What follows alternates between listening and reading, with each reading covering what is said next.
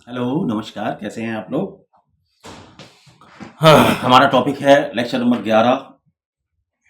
Subject है Hindu law और हमारा ऑफिशियल लेक्चर नंबर है 202।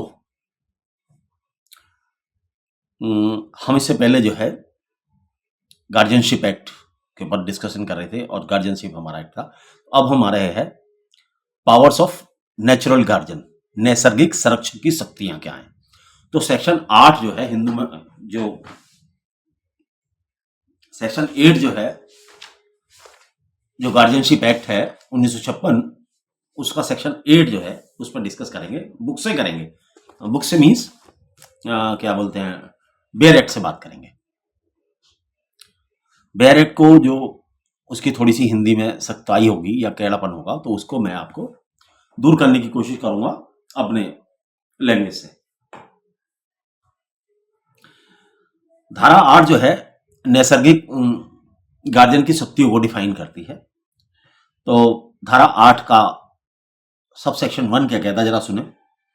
इस धारा के उपबद्धों के अधीन यह है कि किसी भी हिंदू अप्राप्य का नैसर्गिक संरक्षक उन सब कार्यों को करने की शक्ति रखता है जो उस अप्रवाह के फायदे के लिए या उस अप्राप्य की संपदा के रियलाइजेशन, संरक्षण या फायदे के लिए आवश्यक या युक्त और उचित हो, किंतु संरक्षक किसी भी दशा में अप्राप्य की व्यक्तिगत परिसंपदा के द्वारा आबद्ध नहीं कर सकता। अब सीधा हिंदी में बताता हूं, इनकी लैंग्वेज बड़ी सख्त है। सेक्शन 8 ये कहता है कि कोई भी व्यक्ति नैसर्गिक संरक्षक जो है,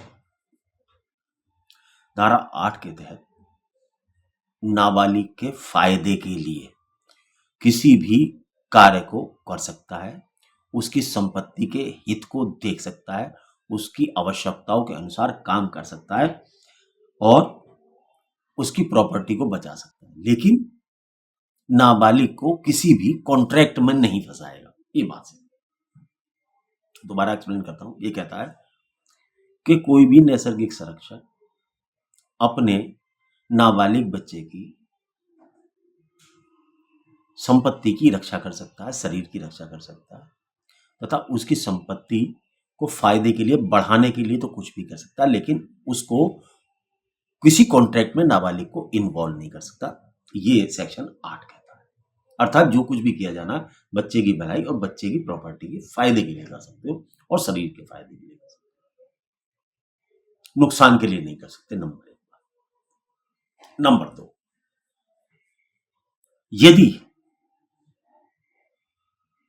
मामला मूवेबल प्रॉपर्टी का है और वो प्रॉपर्टी नाबालिग के पास हिस्से की है या उसकी हक की है, जो उसे कैसे भी मिली है, पैतृकता से मिली है, कहां से मिली है, उसके हक की है, तो उसके संबंध में कोई भी विक्रय, विनिमय नहीं कर सकता। नैसर्गिक संरक्षण न्यायालय की बिना अनुमति के नाबालिग की स्थावर संपत्ति के किसी भी भाग को ना तो बंधक रख सकता है, ना भारित कर सकता है, ना विक्रय कर सकता है, ना दान कर सकता है, ना विनिमय कर सकता है और किसी भी प्रकार से ट्रांसफर नहीं कर सकता। ये बेन है। अगर आप नाबालिग की संपत्ति से डील करना चाह रहा है, कोई भी संरक्षक भी है, नैसर्गिक भी, तो उसे न्यायालय से परमिशन लेनी होगी। नंबर 1। दूसरा, न ऐसी संपत्ति के किसी भाग को 5 वर्ष से अधिक की अवधि के लिए पट्टे पर देगा, या जब बच्चा जवान होने वाला अर्थात बालिग होने वाला है, उसके बालिग होने से पूर्व 1 साल से ज्यादा के लिए नहीं देगा। ये इसकी सेकंड कंडीशन, पट्टे पर ना देने की, गिरवी वगैरह बेकार आदि ना करने की। ये मूवेबल प्रॉपर्टी की नहीं बात कर रहा, मैं कर रहा हूं इमूवेबल प्रॉपर्टी, जिसे हिंदी में कहते हैं स्थावर प्रॉपर्टी, फिक्स प्रॉपर्टी। नेक्स्ट इसका सबसेक्शन 3, ये तो 2 था, ये सबसेक्शन 3, नैसर्गिक संरक्षक द्वारा उपधारा 1 या उपधारा 2 के उल्लंघन में किया गया स्थावर संपत्ति का कोई भी व्यवन नाबालिग या उसके उत्पन्न अधिकारों के अधीन दावा करने वाले किसी भी व्यक्ति की प्रेरणा पर शून्य कर दिया गया। अब ये क्या कहता है, जैसा कि उपधारा 1 या 2 में 8 की में कहा गया, यदि कोई व्यक्ति जो उस नाबालिग बच्चे में हित रखता हो और उसे लगता है यार ये जो इन्होंने काम किया है उपधारा 1 या 2 के अंतर्गत जो है ये गलत तरीके से किया है, तो या बच्चा वो जवान हो जाता है, तो वो ऐसी जो प्रॉपर्टी बेची है इमूवेबल प्रॉपर्टी, तो वो जो ट्रांजैक्शन हुआ है वो वाइडेबल होता है, अर्थात वो बच्चे पे लागू नहीं होता। हाँ, बच्चा बड़ा हो जाए कुछ ना बोले तो बात अलग है, लेकिन बच्चा यदि बड़ा हो गया या उसका कोई हितैषी हितबद्ध व्यक्ति आपत्ति करता है तो वो वाइडेबल है, ये सेक्शन 3 कहता है, 8 का उप सेक्शन 3 कहता है। एक और सुन लें जरा सा, चौथा क्या कहता है, कोई भी न्यायालय नैसर्गिक संरक्षक की उपधारा 2 में वर्णित कार्यों में से किसी को करने की अनुज्ञा न देगा सिवाय उस दिशा की जबकि वह आवश्यक हो या नाबालिग को भलाई के लिए हो। मैं इसमें जो कठिन हिंदी है उसको काट के सरल हिंदी में आपको बता रहा हूं। यहां तो लिखा प्राप्त हुए की सुव्यक्त भलाई के लिए, मैं हिंदी में इसको बता रहा हूं। कोई भी कोर्ट इमोवेबल प्रॉपर्टी को बेचने की, पट्टा पर देने की कोई भी परमिशन तब तक नहीं देगी जब तक कि वो नाबालिग बच्चे को फायदा पहुंचाने के उद्देश्य न हो। सरल हिंदी में आपकी समझ में आने योग्य बताया जा रहा है। धारा 5 इसकी जुरिडिक्शन की बात करती है, जुरिडिक्शन की। उपधारा 5 जुरिडिक्शन की, न्यायालय की जुरिडिक्शन की बात करती है। तो जुरिडिक्शन न्यायालय का विषय है, हमारा नहीं है, हमें तो जुरिडिक्शन देखना है। तो जिला न्यायालय के पास इसका जुरिडिक्शन होता है। डिस्ट्रिक्ट जज जो होते हैं, जिला जज, उनके पास, जिला न्यायालय के पास होता है संरक्षक के बारे में डिसाइड करने का। उपधारा 6 भी जो है वो भी यही कहती है, वो पढ़ देता हूं आपको। इस धारा में न्यायालय में से वह नगर सिविल न्यायालय या ऐसा जिला न्यायालय या संरक्षक और प्रतिपाल्य अधिनियम 1890 की धारा 4 के अधीन सशक्त ऐसा न्यायालय अभिप्रेत है जिसकी अधिकारिता की स्थानीय सीमाओं के भीतर वह इमूवेबल प्रॉपर्टी के बारे में आवेदन किया गया है स्थित हो, जहां की स्थावर संपत्ति ऐसे एक से अधिक न्यायालयों की अधिकारिता के भीतर स्थित हो, वहां वह न्यायालय जिसकी स्थानीय सीमाओं की अधिकारिता के भीतर उस संपत्ति का कोई भी प्रभाग स्थित हो। यहां तो ये बात जो है, this subsection of section 8 is talking about the jurisdiction of the court. The entire jurisdiction regarding the sections is falls in a civil court oblique the court of district judge which is also a civil court.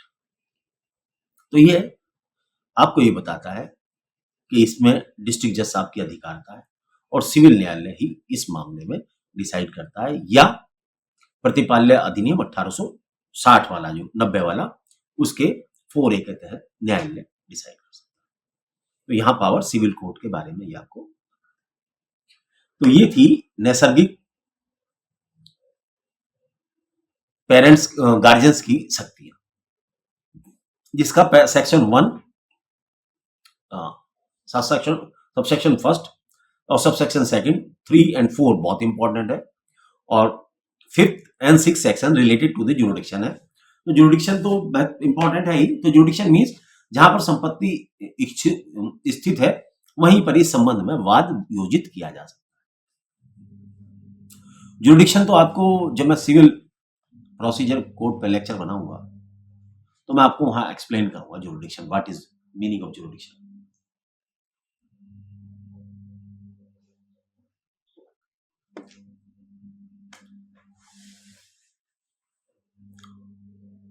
अब इतना करने के बाद में हम थोड़ा सा और आगे चलते हैं।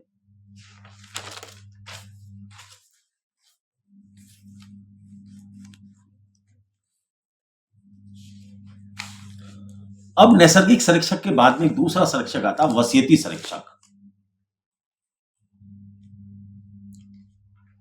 तो वसीयती संरक्षक को भी जरा समझना जरूरी हो जाता है।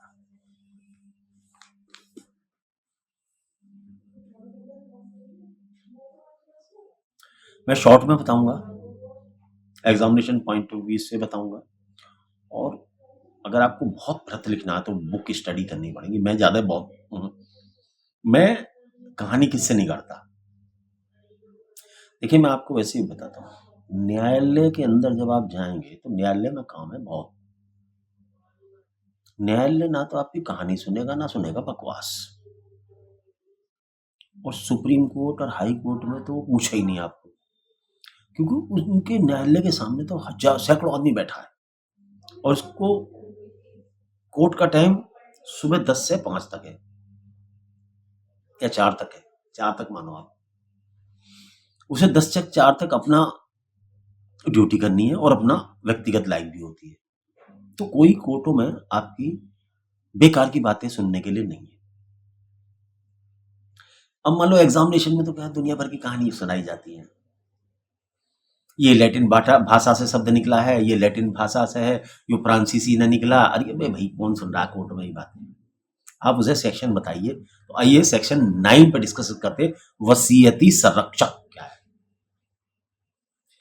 ये स्थिति तब आती है वसीयती संरक्षक की, जब किसी वजह से पिता बीमारी की वजह से या पारिवारिक परेशानियों की वजह से उन स्थितियों में पहुंच जाते हैं कि उन्हें वसीयत करना उनकी मजबूरी है।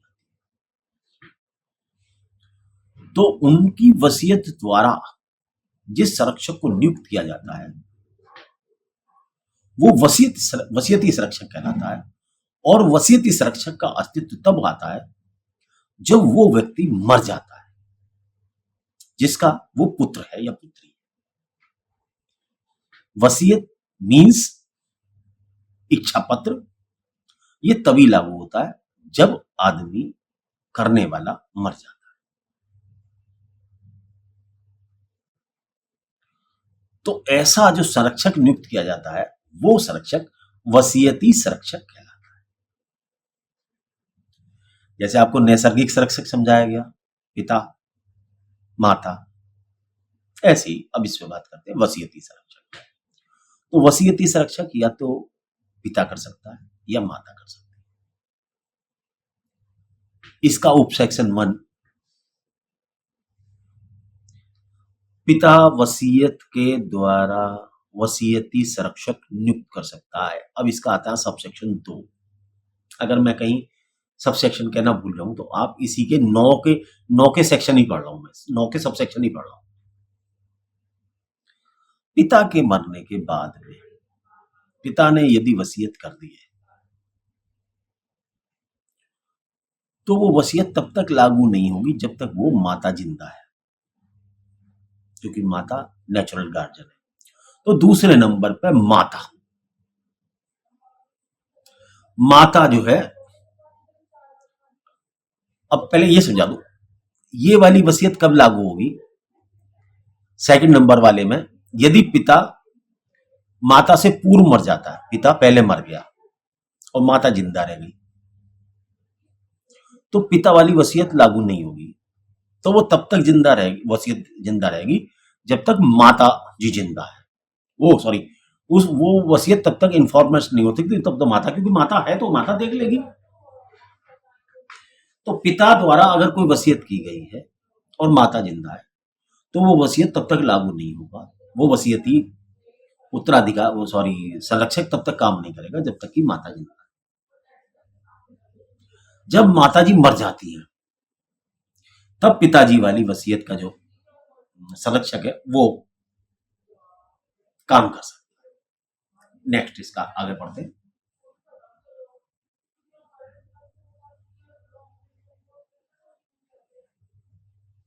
लेकिन कोई हिंदू विधवा अपने धर्मज नाबालिग बच्चों के तौर पर कार्य करने की हकदार होगी, वसीयत द्वारा संरक्षक नियुक्त कर सकेगी। अगर वो विधवा है तो वो विधवा अपने बच्चों को देख सकती है तथा अपनी वसीयत करके भी, अपनी वसीयत द्वारा भी किसी व्यक्ति को फर्दर, यदि उसे लगता है कि वो मरने वाली है, तो बच्चे के लिए अन्य व्यक्ति को भी पावर दे सकती है। तो वो जो व्यक्ति जिसे अपॉइंट करेगी वो वसीयती गार्जियन कहलाएगा।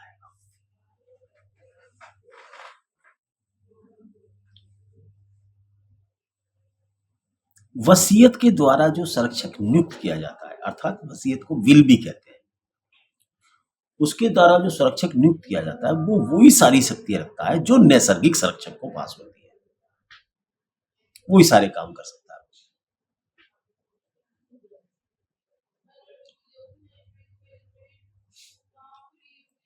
वसीयत संरक्षक के अधिकार लड़की के मामले में शादी के बाद समाप्त हो जाते हैं। वसीयती जो संरक्षक है उसके जो राइट है वो भी लड़की जब तक कुंवारी है तब तक है, कुंवार शादी होते के साथ ही वो सारे राइट वेस्टेड संरक्षक ताकि उसके पति के पास चले जाते हैं। तो ये था। अब क्वेश्चन आता है,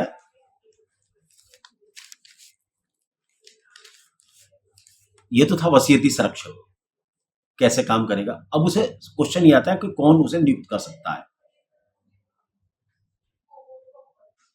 या तो जो मूल पिता है वो कर सकता है,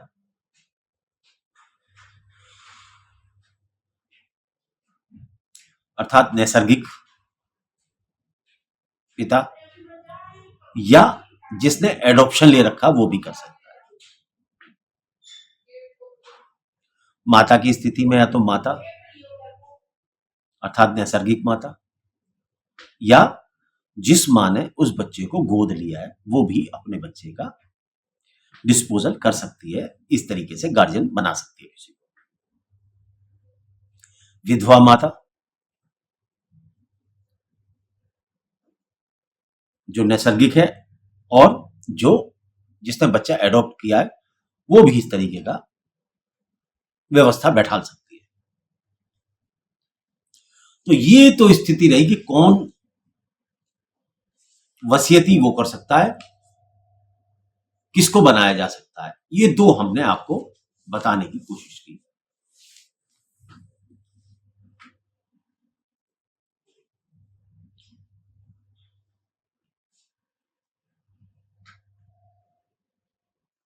अब बात करते हैं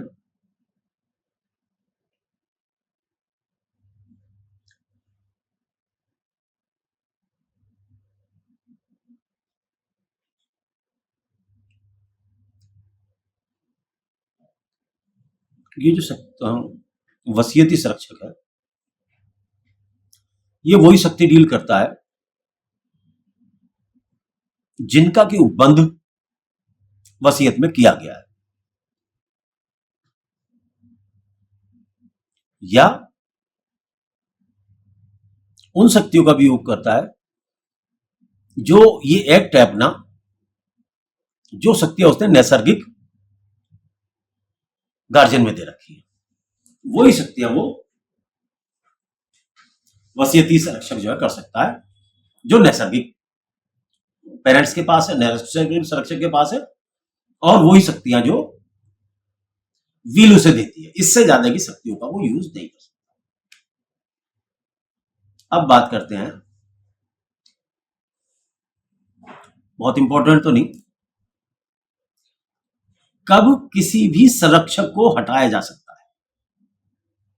वसीयती संरक्षक को हटाया जाना, पिता तो हटाया नहीं जा सकता, वसीयती संरक्षक की बात हो सकती है क्योंकि यही बाहर से लाया हुआ संरक्षक है। तो वसीयती संरक्षक को कब हटाया जा सकता है?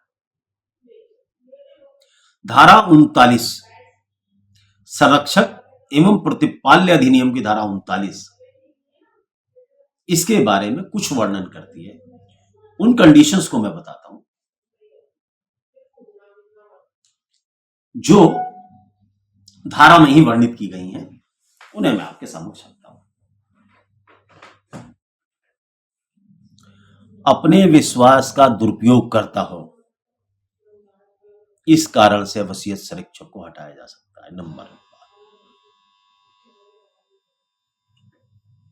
जो ड्यूटीज उसके ऊपर कास्ट अपॉन की हैं, लागू की हैं वसीयत ने, उनका पूर्णतः पालन नहीं करता और निरंतर अवहेलना करता है, ऐसा व्यक्ति भी नहीं होना चाहिए, उसे हटाया जा सकता है वसीयती को। अपने जो कर्तव्य हैं उनके पालन को करने में असमर्थ हो गया है, बीमार हो गया है, अजार हो गया, कमर से काम नहीं, रीढ़ की हड्डी काम नहीं कर रही, उसकी असमर्थता किसी भी प्रकार की हो सकती है, ऐसा व्यक्ति भी योग्य नहीं माना जाता।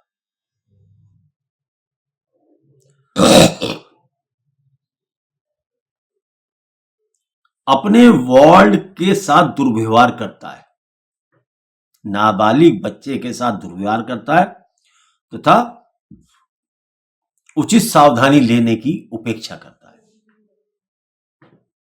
अगर हम इसे ही कहते हैं, केयरफुली डील नहीं करता बच्चे को, असावधानी से काम करता है, ऐसा व्यक्ति भी वसीयती उससे हटाया जा सकता है। चारित्रिक दोष है, चरित्र खराब व्यक्ति है, वसीयत से पहले ठीक था, वसीयत के बाद में चारित्रिक दोष आ गया, उसको भी नहीं रखा जा सकता।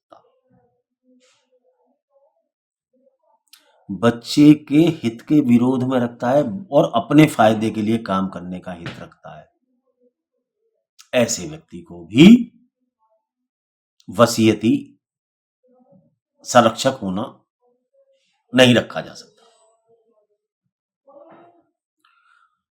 जिस इलाके में बच्चा रहता है उसके क्षेत्राधिकार से बाहर चला जाए, जिस क्षेत्राधिकार में वो बच्चा रहता है उस क्षेत्राधिकार को छोड़ के कहीं दूसरी जगह चला जाए, तो ऐसे व्यक्ति को भी हटाया जा सकता है। दिवालिया हो जाए, अगर दिवालिया हो गया तो भी कुछ नहीं भाई, धर्म परिवर्तन कर ले, धर्म हिंदू धर्म छोड़ दे, वो भी हटा दिया जाएगा। साधु महाराज बन जाए, संत बन जाए, त्याग दे दुनियादारी, तो वो भी ऐसा व्यक्ति भी नहीं हो सकता। तो ये हमारा, चलो अभी रिकैप्चुलेट करते हैं, थोड़ा 2 मिनट तो और रह जाएगा, इसको और पूर्ण करते हैं। अब क्वेश्चन ये आता है कि संरक्षक के लिए प्रार्थना पत्र कौन दे सकता है? इसमें एक ही लाइन कहूंगा मैं, जो भी व्यक्ति इच्छुक हो, बच्चे की सेवा करना चाहता हो, बच्चे की केयर करना चाहता हो, बच्चे में इंटरेस्ट रखता हो या न्यायालय जिसे उचित समझे, उस व्यक्ति को का आवेदन स्वीकार कर सकता है, उसको गार्जियन अपॉइंट कर सकता है। तो ये संरक्षक के लिए प्रार्थना पत्र कोई भी व्यक्ति दे सकता है और न्यायालय को सकती है कि वो देखे कि बच्चे का इंटरेस्ट किस में है, welfare of A children important है। तो देखिए मिनट हो गए 24,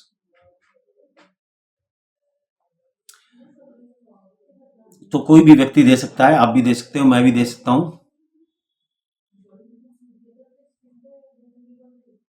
और धारा 32 के अंतर्गत जो है वादार्थ संरक्षक नियुक्त करने की भी, किसी वाद मुकदमा विशेष के लिए भी वादार्थ जो है लिखा है वर्ड है गार्जियन एड लिटिम, वाद के लिए भी संरक्षक नियुक्त किया जा सकता है सेक्शन 32 में। देखिए वैसे तो संरक्षक बहुत हैं, लेकिन आप 2 ही याद कर लें, आपके एग्जामिनेशन के पॉइंट ऑफ व्यू से सबसे बेस्ट था नैसर्गिक संरक्षक एंड उसके राइट्स एंड लायबिलिटीज, और दूसरा वसीयती संरक्षक। उसकी शक्तियां और उसकी कब हटाया जा सकता है। वैसे तो बहुत बड़ा है, अभी तो न्यायालय द्वारा वाला संरक्षक भी है, विधिक संरक्षक, तथक संरक्षक और भी काफी हैं, लेकिन वो हमारा इशू नहीं है। तो एक बार रिकैप्चुलेट, इससे क्या होता है कि एक बार रिपीट करने से आपके दिमाग में जो है दोबारा से बात आ जाती है। मैं बड़ी आपके लिए मेहनत करता हूं दोस्तों। नैसर्गिक संरक्षक धारा 8 में बताया गया है, और ये बताया गया कि कौन हो सकता है, कैसे कैसे उसको काम करना चाहिए, क्या क्या उसकी शक्तियां हैं, धारा 8 में जो है। और जुडिक्शन सिविल न्यायालय का बताया गया है। प्रॉपर्टी के विषय में, अगर कोई नाबालिग की संपत्ति है तो बिना प्रॉपर्टी, बिना न्यायालय की अनुमति के नहीं बेची जाएगी, और नाबालिग को किसी कॉन्ट्रैक्ट में नहीं फंसाया जाएगा, किसी संविदा में नहीं फंसाया जाएगा। उसकी प्रॉपर्टी यदि डील करनी है, आपको बेचनी है, किसी को मजबूरी है, बच्चे की जरूरत है, तो आपको न्यायालय की परमिशन लेनी हो, भले ही आप पिता भी सही उसके बच्चे के, नैसर्गिक आधार से। वसीयती संरक्षक में ये बताया कि पिता को राइट है, पिता की मौत के बाद अगर माता जिंदा है तो माता को राइट है, अगर माता मर गई है तो फिर वो वसीयत जिसने की है वो राइट है। विधवा को अपने बच्चे के बारे में राइट है, विधवा भी वसीयत कर सकती है, ये राइट है। विल के द्वारा वसीयत जो की जाती है उसके वही काम करेगा जो विल में लिखे में। और निर्योग्यता में यही है कि सही काम नहीं करता, बच्चे की दायित्वधीन नहीं है, वो इलाका छोड़ के चला गया है, ऐसी बातों के तहत उसको फिर हटाया जा सकता है। और नियुक्ति के लिए कोई भी व्यक्ति प्रार्थना पत्र दे सकता है, और केवल मुकदमे के लिए चाहिए तो सेक्शन 32 के तहत जो है न्यायालय को ये पावर है कि सेक्शन 32 में केवल मुकदमा लड़ने के लिए। देखिए, और रिपीटिशन करना में तो 2 मिनट लगते हैं, लेकिन बात को जहन तक डालने के लिए उसमें टाइम लगता है। तो ठीक है भाई, धन्यवाद आपका। पढ़ो मन लगा के, जी लगा के। मैं एक वैसी ज्ञान की बात कहना चाहता हूँ। लोग मेहनत नहीं करते, और जीवन में जो असफलता का कारण है ना, वो मेहनत ना करना है। अगर आप किसी क्षेत्र में नाम कमाना चाहते हो तो स्टूडेंट लाइफ में मेहनत करो। आज जो आप एकत्र ज्ञान करके जाओगे